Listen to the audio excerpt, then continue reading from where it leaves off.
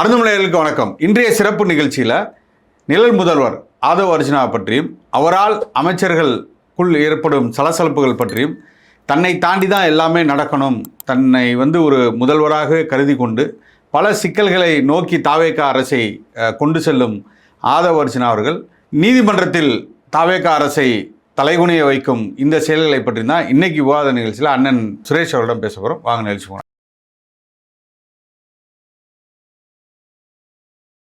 அண்ணே வணக்கண்ணே. வணக்கம் வணக்கம், சொல்லுங்கள் சிதி. என்னண்ணே, ஆதவ் அர்ஜுனா தொடர்ச்சியாக நம்ம பார்க்குறோண்ணே, முதல்ல இருந்தே ஒரு சர்ச்சையை உருவாக்கிட்டு இருக்கு. தன்னோட ஆதிக்கம் தான் இருக்கணுங்கிறதா இருக்கட்டும், எல்லா இடத்துலையும் தன்னோட மூக்க நுழைத்து கருத்து சொல்வதாக இருக்கட்டும், கடைசியில் முதல்வராகவே தன்னை நினைத்து கொண்டு எல்லா விஷயங்களையும் செய்கிறாரு. கடைசியில் பார்த்தா அங்கே இருக்கக்கூடிய அமைச்சர்கள், அவர் கூட இருக்கக்கூடிய அமைச்சர்களுக்கும் இன்றைக்கி பெரிய சிக்கல்களை உண்டாக்கி அது இன்றைக்கி நீதிமன்றத்தில் போய் ஒரு வழக்காக மாறி ஒருத்தவங்களுக்கு மேலே வழக்கு போடும்போது கூட கொட்டுற மாதிரியான ஒரு நிகழ்வுகள் தான் செஞ்சுட்டு இருக்கு. எல்லாமே முந்திரி கொட்டைன்னு சொல்லுவாங்களா, ஏதாவது பண்ணணும், இன்னைக்கு நான் ஏதாவது பண்ணணும் அப்படின்னு. நான் எப்பவுமே லைம் லைட்டில் இருக்கணும், அதுக்கான வேலையை செஞ்சு கடுமையாக நான் எதிர்க்கிறேங்கிற பேரில் தொடர்ச்சியான தவறுகள் செஞ்சு கொண்டு இருக்காங்க. அது என்னன்னா, இது நீங்கள் அதை பார்க்கறதுக்கு முன்னாடி ஆதவ் அர்ஜுனானுடைய ஆர்ஜின்லேருந்து பார்க்க வேண்டியிருக்குது. ஆர்ஜின் ஆஃப் ஆதவ் அர்ஜுனா வந்து பார்க்க வேண்டியிருக்குது. நீங்கள் முதல்ல அவர் எங்கே உள்ளுக்கு போனார்? திமுகவில் உள்ளுக்கு போனார். திமுகவில் உள்ளுக்கு போய் திமுகவை ஊற்றி மூடிட்டு தான் விடுதலை சிறுத்தைகளுக்கு வந்தார். பணம் தான், வேற எதுவும் இல்லை.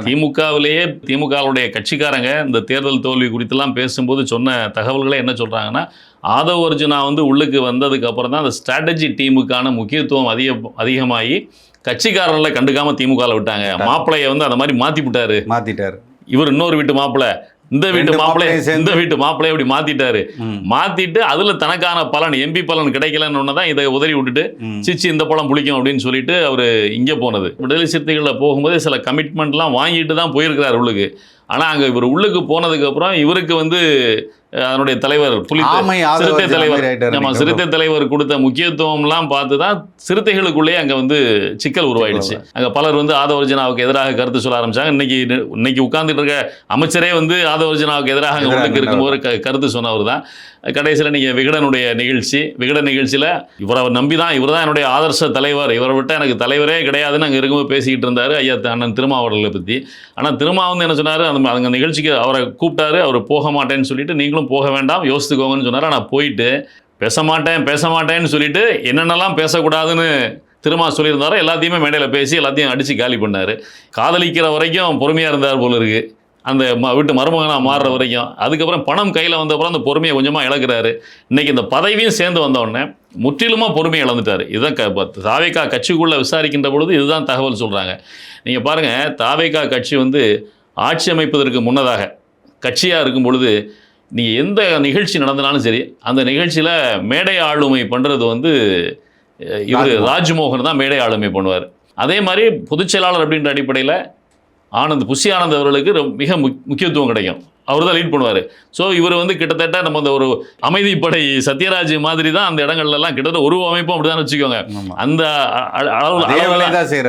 அந்த அளவில் தான் அங்கே இருந்தார், அந்த சமயத்தில் இருந்தார். ஆனால் இன்னைக்கு பாருங்க, நீங்கள் அந்த அமைச்சர் கல்வித்துறை அமைச்சர் எங்கேயுமே மேடைகளில் இப்போ தென்படுறதில்லை. இப்போ நேற்று முந்தா நாள் நடந்த நிகழ்ச்சி ஆகட்டும், மிகப்பெரிய இணைப்பு நிகழ்ச்சி சென்னை பக்கத்தில் நடக்குது. ஆனால் அவர் இல்லை, சென்னையில் இருக்கிற அமைச்சர் தான் அவர் அந்த மீது பல குற்றச்சாட்டுகளையும் கொண்டு போய் நிறுத்தி. ஆமாம், இல்லை அதுதான் இப்போ இது என்ன அப்படின்னு சொல்கிறாங்கன்னா, அங்கே எல்லா இடங்கள்லையுமே நீங்கள் சட்டமன்றத்தில் ஆரம்பித்து எல்லா இடங்கள்லையுமே தன்னை முன்னிலைப்படுத்தி கொள்ள வேண்டும், தான் வெளியே தெரியணும் அப்படின்ற அடிப்படையில் அவர் செய்கிறதுனால அது பெரிய கலகம் உள்ளுக்கு இருக்குது. இதில் புஷி ஆனந்தே மிகப்பெரிய அளவில் கொதிச்சு போயிருக்கிறார் அப்படின்னு தான் சொல்கிறாங்க. புஷி ஆனந்த் பல இடங்களில் ஓரங்கட்டப்படுகிறார் ஆதவ் அர்ஜுனாவால் அப்படின்னு. அதே மாதிரி ஒவ்வொருத்தராக ஓரங்கட்டப்பட்டு இருக்கார். நீங்கள் பாருங்கள், செங்கோட்டையன் அவர்கள் கட்சிக்குள்ளே வரும்பொழுது அவருக்கு முக்கியமான ஒரு பொறுப்பு தலைமை நிலைய நிர்வாக குழு தலைமை ஒருங்கிணைப்பாளர் அப்படின்னு பொறுப்பு கொடுத்தாங்க. கிட்டத்தட்ட புஷி ஆனந்துக்கு அடுத்த நிலையில் அவர் தான் வைக்கப்படுவார் அப்படின்னு இருந்தது. ஆனால் போக போக போக அவர் நைஸாக அவர் ஓரம் கட்டினார். இப்போ அவர் கிட்டத்தட்ட வெளியவே இல்லை. நீங்கள் அரசியல் சம்மந்தமான நிகழ்வுகளை இப்போ எல்லாருமே யார் பேசிகிட்டு இருக்காங்கன்னு பார்த்தீங்கன்னா, ஒன்று இவர் பேசுகிறாரு, இல்லைனா நிர்மல் பேசுகிறாரு. நிர்மல் இவரோட கொஞ்சம் அனுசரணையாக இருக்கிறதுனால நிர்மலுக்கு அந்த முக்கியத்துவம் கிடச்சிக்கிட்டு இருக்குது. இல்லைனா நிர்மலையும் காலி பண்ணிடுவாங்க. கொஞ்ச நாள் நீங்கள் சட்டமன்றத்தில் அவர் பேசுனதை பார்த்துருக்கலாம்.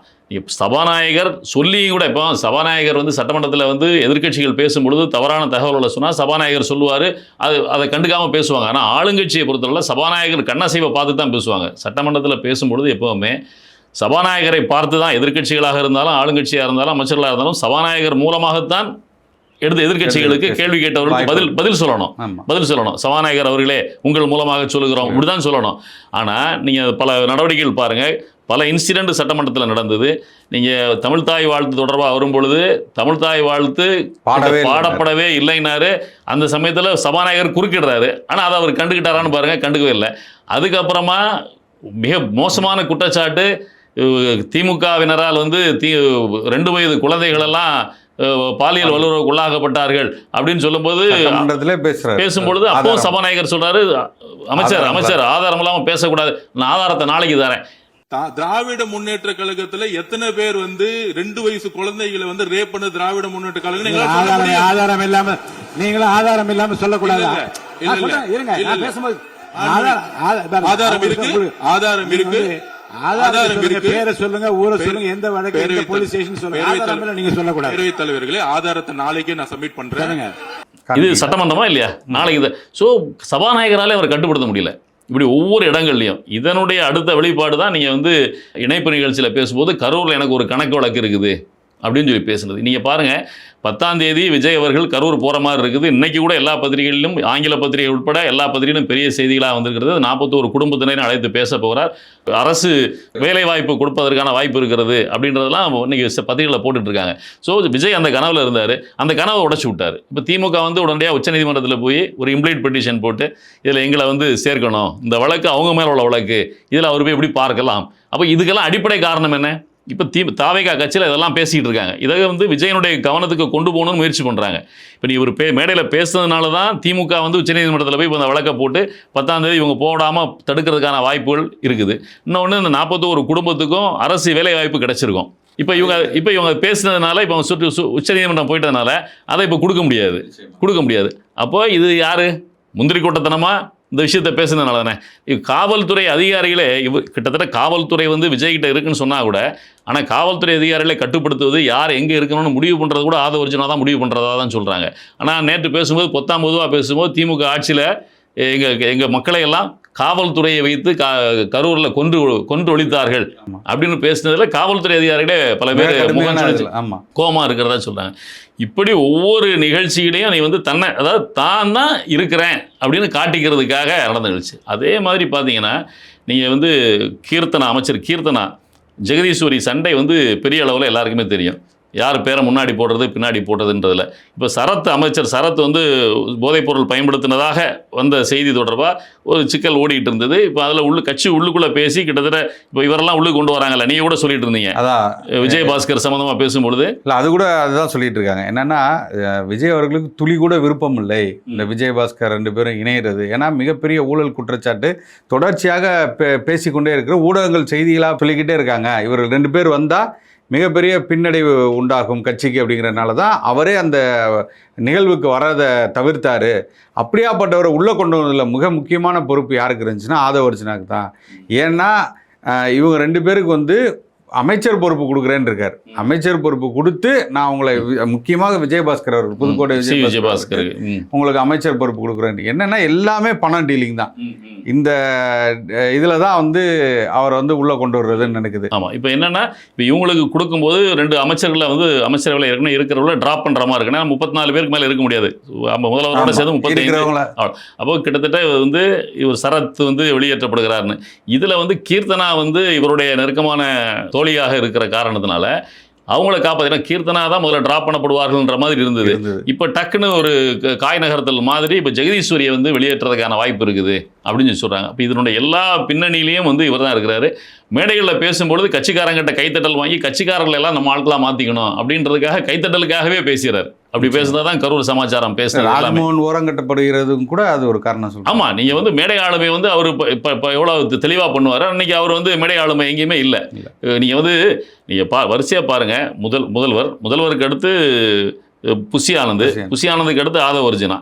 நீங்கள் புஷி ஆனந்த் இன்னைக்கு முதல்வர் இவர் ஆதவர்ஜுனா 2 பேர் மட்டும் தான் வெளியே தெரியுறாங்க. மற்றவங்க யாருமே வெளியே தெரிகிற மாதிரியே இல்லை. நீங்கள் அதுக்கு அடுத்து முக்கியமாக பார்க்கணுன்னா, நீங்கள் நடந்த 2 கைது, நம்ம பத்திரிகையாளர் மாரிதாஸ் கைது செய்யப்பட்டார். அந்த கைது செய்யப்படும் போது கூட பலர் சொல்லியிருக்கிறாங்க, அவதூறா பேசிட்டாருன்றது தானே. இப்போ புகைப்படம் ஒன்று வெளியிட்டார், அமைச்சர் கீர்த்தனா குறித்த ஒரு புகைப்படம், ஒரு ஆண் நண்பரோடு இருக்கிற புகைப்படத்தை அவர் வெளியிட்டார் அப்படின்னு ஒரு சச்சரவு வந்துச்சு. அதில் தான் அவர் கைது செய்யப்பட்டார். அது என்ன சம்மன் அனுப்பிச்சு அழைத்து விசாரிச்சுட்டு அந்த புகைப்படம் வந்து எல்லா இடத்துலயும் அதுக்கப்புறம் 10 புகைப்படங்கள் டியூ கோர்ஸ்ல பண்ணலாம் அப்படின்னு சொல்லும் பொழுது கீர்த்தனா கொடுத்த அழுத்தத்தில் ஆதவ அர்ஜுனா உடனடியாக காவல்துறையை கட்டுப்பாட்டில் எடுத்து கைது செய்ய சொன்னார். இங்கிருந்து மதுரைக்கே போய் மதுரையிலேருந்து அவரை கைது செஞ்சு கொண்டு வந்தாங்க. நீதிமன்றத்துக்கு போனால் நீதிமன்றம் ஒரே கொட்டு ஸ்பாட்லேயே வெளியே விட்டாங்க. வெட்டிட்டு வெளியே வந்துட்டார். வெளியே வந்ததுக்கப்புறம் அன்னைக்காவது ஒரு புகைப்படத்தை தான் வெளியிட்டார். அதுக்கப்புறம் கிட்டத்தட்ட 10-15 புகைப்படங்கள் அவர் வெளியிட்டார். நீங்கள் என்ன செய்ய முடிஞ்சது? ஒன்றும் செய்ய முடியல. நீங்கள் அடுத்து ஒரு அனிதா ராதாகிருஷ்ணன் கைது செய்யப்பட்டது. அதில் என்ன அவர் பேசினது வந்து நம்ம அனிதா ராதாகிருஷ்ணன் பேசினதை ஆதரிக்கலை. ஒரு முதல்வரை பற்றி பேசும்பொழுது கண்ணியமாக பேசணும். அது 7 முறை தொடர்ந்து ஒரு சட்டமன்ற உறுப்பினராக இருக்கிறவர் நியாயமாக பேசணும், அதில் மாற்றுக்கிறது இல்லை. ஆனால் அதை வந்து மேடையில் வந்து அரசியலாக பேசும்பொழுது அதை அரசியலாக பதில் சொல்லிட்டு போயிருக்கலாம். இல்லை வழக்கு தான் போட்டாங்க, அது பெரிய வழக்கும் கிடையாது. நம்ம ஏற்கனவே நேற்று பேசும்போதே பேசணும். 2 ஆண்டுகள் மற்றும் 3 ஆண்டுகள் தண்டனை கொடுக்கக்கூடிய வழக்குகள் தான். அந்த மாதிரி வழக்குகளில் தேவையில்லை. நீங்கள் அதில் ஒரு உயர்நீதிமன்றத்துக்கு ஆன்டிசிபேட் பீல் போகிறாரு. அதிலேயே நம்ம பார்க்க வேண்டியிருக்குது. நம்ம வந்து நீதிபதியை பற்றி விமர்சிக்கக்கூடாதே தவிர தீர்ப்புகள் அந்த அவர் கொடுத்த ஆர்டர் கொடுத்து நம்ம பேசுகிறதுல எந்த தவறும் இல்லை. நீங்கள் இந்த மாதிரி சின்ன வழக்குகளில் நீங்கள் வந்து அவர் ஆன்டிசிபேட் பீல் போகும்போது உயர்நீதிமன்றம் வந்து கொடுத்துருக்கணும், ஆன்டிசிபேட் பீல் கொடுத்துருக்கணும். ஸ்ட்ரிக்டான கண்டிஷன் போட்டு கொடுத்துருக்கலாம். ஸ்ட்ரிஞ்சன் கண்டிஷன் போட்டு டெய்லி போய் கையெழுத்து போடுங்க காவல் நிலையத்தில், டெய்லி விசாரணைக்கு ஆஜராகுங்கன்னு போட்டால் ஒரு வாரம் ஆஜராகிட்டு இருக்க போகிறாரு. அதுவே ஒரு பேசு பொருளாக இருக்கும். அவர் ஸ்டேஷன் போயிட்டு வரதே சொல்லி இதில் வந்து அரசுக்கு எந்த விதமான பிரச்சனையும் இல்லாமல் போயிடும். காவல்துறையாச்சு நீதிமன்றமாச்சுன்னு அப்படி கதை போயிருக்கும். ஆனால் அவர் அதை டிஸ்மிஸ் பண்ணார். ஆனால் பாருங்கள், ஒரு உயர்நீதிமன்றம் டிஸ்மிஸ் பண்ண மேட்ரு அடுத்த உயர்நீதிமன்ற உத்தரவு கிடைச்ச 1 மணி நேரத்தில் அவரை போய் கைது செய்கிறாங்க. இதுவும் ஆதவ அர்ஜுனாவுடைய அழுத்தம் தான் அப்படின்னு சொல்கிறாங்க. கைது செஞ்சு அவர் உடனடியாக கொண்டு போய் நீதிமன்றத்தில் ஆஜர்படுத்துகிறாங்க இரவோட இரவா. அங்கே நீதிபதி என்ன பண்ணுறாரு, இந்த மாதிரி வழக்குகளில் வந்து கைதுன்றது தேவையில்லைன்னு உச்சநீதிமன்றமே சொல்லியிருக்கும் போது ஏன் கொண்டு வரீங்க அப்படின்னு ரிமாண்டுக்கே அவரை ஒத்துக்காமல் ரிலீஸ் பண்ணுறாரு. இது கிட்டத்தட்ட ஒரு மேஜிஸ்ட்ரேட் கோர்ட்டில் போய் தலையில் ஒரு அரசு கொட்டு வாங்கின மாதிரி ஆகிப்போச்சு. முழுக்க இவரோட இதுதான். அதாவது இப்போ என்ன ஆயிடுச்சுன்னா, அவர் வெளியில் வந்து என்ன சொல்கிறார் அனிதா ராதாகிருஷ்ணன் ஐயா, போலீஸை வைத்து என்னை மிரட்டி என்னை விலைக்கு வாங்க பார்க்குறாங்க. இப்போ வந்து இந்த அரசு நடக்கலைன்னா இந்த மாதிரி ஒரு செய்தி வந்துருமா? அப்போ நீங்கள் அதெல்லாம் சொல்லும்போது இதே நம்பக்கூடாதுன்ற மாதிரி ஒரு கொஸ்டின் வருது இல்லை? நீங்கள் அவசரமாக கொண்டு போய் அவரை பிடிச்சி கூட்டு போனதுன்னு சொல்லிட்டு. ஆமாம், இப்படி ஒவ்வொரு விஷயங்கள்லையும் பார்த்தீங்கன்னு சொல்லி சொன்னால் ஆதவ அர்ஜுனா நகர்த்துகின்ற ஒவ்வொரு நகர்த்தல்களும் கட்சிக்கு மிகப்பெரிய சர்க்கிள்களை தான் ஏற்படுத்திக்கிட்டே வருது. நீங்கள் ரஜினியை பற்றி முதல்ல ஒரு வாட்டி பேசினாரு, அப்புறம் அதை வந்து மறுத்து பேசினாரு, அதை மறுத்து பேசினாரு, இல்லைன்னு சொல்லி வித்ரா பண்ணாரு. அப்புறம் ஒரு தடவை கூட பேசினாரு, ஆடுகள் வாங்கப்படுவதே வெட்டுவதற்கு தான் அப்படின்னா. எனக்கு தெரிஞ்சு இப்போ இந்த ஆடுகள்லாம் அங்கே போகிறது எதுக்குன்னு முன்னாடியே சொல்லிட்டாரோ என்னன்னு எனக்கு தோணுதுண்ணே. நிறைய ஆடுகள் இப்போ போயிட்டு இருக்கு. இல்லை, இதுக்கு இது என்னென்ன அர்த்தம் வரப்போகுதுன்னு சொல்லி தெரியல. ஏன் இப்போ ஜென்சி கூட்டத்தை வச்சு ஆட்சியை பிடிச்சாங்க. நீங்கள் பார்த்தா நேற்று அங்கே ஒரு அனிதா ராதாகிருஷ்ணன் அவர்களுக்கு பெயில் கொடுத்தவர் கிட்டத்தட்ட வயதில் இளைய ஒரு நீதிபதி. அப்போ நீங்கள் வந்து இளையவர்கள் வந்து உயர்நீதிமன்றம் சொல்லியிருக்கு, உச்சநீதிமன்றம் சொல்லியிருக்குன்னு பார்க்கறதுல சட்ட புத்தகத்தில் என்ன இருக்கோ அதை செய்கிறதுக்கு தயாராக இருக்கிறாங்க. நீங்கள் எப்படி கட்டுப்பாடற்ற அளவுக்கு நீங்கள் துணிச்சலான அளவுக்கு உங்களுடைய ஜென்சி ஓட்டர்கள் இருக்காங்கன்னு சொல்கிறீங்களோ அதை மாதிரி இளைய நீதிபதிகளாக இருக்கிறவர்கள் சட்டத்தை மட்டும் தான் பார்க்குறாங்க, சுற்றி நடக்கிறத பார்க்குறதில்ல. அதனால் தெளிவாக அவங்க தீர்ப்பு சொல்லி உங்களை காலி பண்ணிட்டு போயிட்டாங்க. இப்போ வந்து நடக்கிற ஒவ்வொரு நிகழ்வுகளுக்கும் பின்னாடி பார்த்தீங்கன்னா ஆதவ அர்ஜுனா தான் காரணமாக இருக்கிறார். அவர் கிட்டத்தட்ட நீங்கள் முதல்ல சொன்ன மாதிரி ஒரு நிழல் முதல்வராகவே அவர் செயல்பட ஆரம்பிச்சிட்டாரு. கட்சி எல்லாருமே அவரை போய் பார்க்கணும் அப்படின்ற. அதுக்கு ஒரு காரணம் என்னன்னா, முழுக்க ஃபண்டிங் அவர் தான் பண்ணாருங்கிறாங்கண்ணே. அது அதனால தான் அந்த ஹோல்டை எடுத்துட்டாரு. அது வரைக்கும் கூட நல்லா இருந்துச்சு. இந்த கரூர் இன்சிடென்ட் நடந்தது இல்லை, கரூர் சிக்கல்கள் எப்போ வந்ததோ அன்னைக்கு பிடிச்சது தான் அப்படிங்கிற மாதிரி. நீங்கள் சொன்ன மாதிரி அந்த கரூர் ஸ்டாம்பேடு நடந்ததுக்கு அப்புறம் தான் ஆதவ அர்ஜுனாவுக்கும் விஜயகுமார் நெருக்கம் அதிகமாகுது.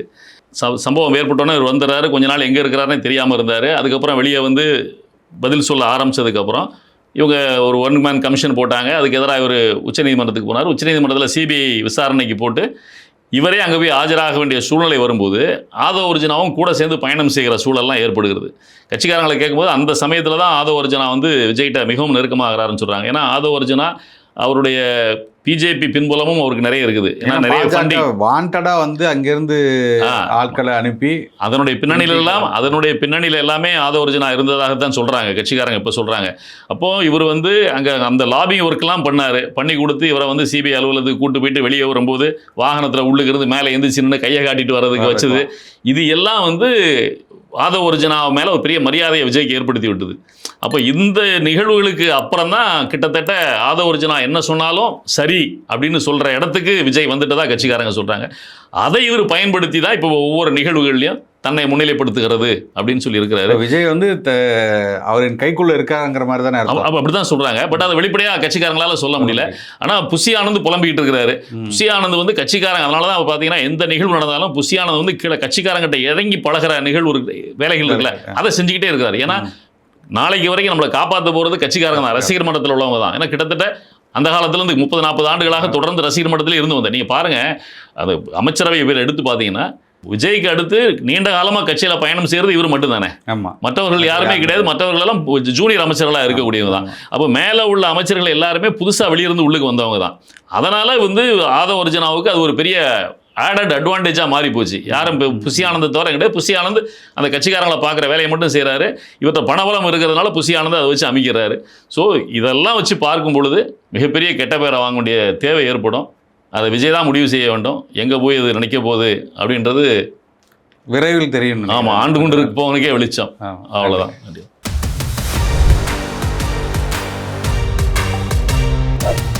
அருந்தமிழ் எங்கள் உயிருக்கு நேர்.